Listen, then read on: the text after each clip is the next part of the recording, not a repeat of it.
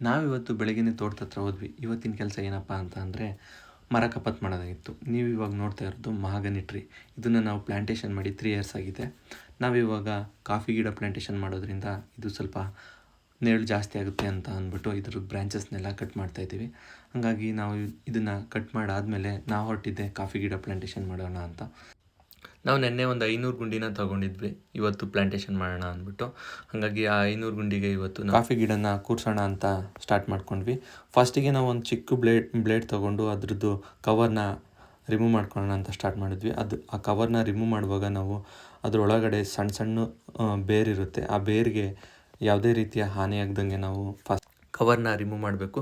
ಜೊತೆಗೆ ನಾವು ಗಮನ ವಹಿಸ್ಬೇಕಾಗಿರೋದು ಆ ಕಾಫಿ ಬುಟ್ಟಿಲಿ ಏನಿರುತ್ತೆ ಮಣ್ಣು, ಆ ಮಣ್ಣು ಯಾವುದೇ ರೀತಿಯಾಗಿ ವೇಸ್ಟ್ ಆಗಬಾರ್ದು ಮತ್ತು ಅದು ಕಟ್ಟಾಗಬಾರ್ದು.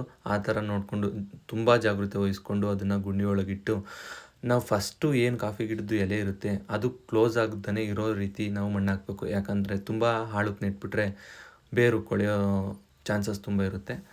ಮತ್ತು ಗಿಡನ ಕೂರ್ಸಾದ್ಮೇಲೆ ಯಾವುದೇ ಗಿಡದ ಬುಡದಲ್ಲೆಲ್ಲ ಕಾಲಲ್ಲಿ ತುಣಿಯೋಕ್ಕೆ ಹೋಗಬಾರ್ದು.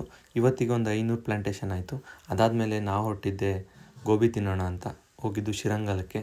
ಮಂಜಣ್ಣ ಅಂತ ತುಂಬ ಟೇಸ್ಟಿ ಆ್ಯಂಡ್ ಹೈಜಿನಿಕ್ಕಾಗಿ ಗೋಬಿ ಮಾಡ್ತಾರೆ. ನೀವೇನಾದರೂ ಆ ಕಡೆ ಹೋದರೆ ಒನ್ ಟೈಮ್ ಟೇಸ್ಟ್ ಮಾಡಿ, ತುಂಬ ಚೆನ್ನಾಗಿರುತ್ತೆ.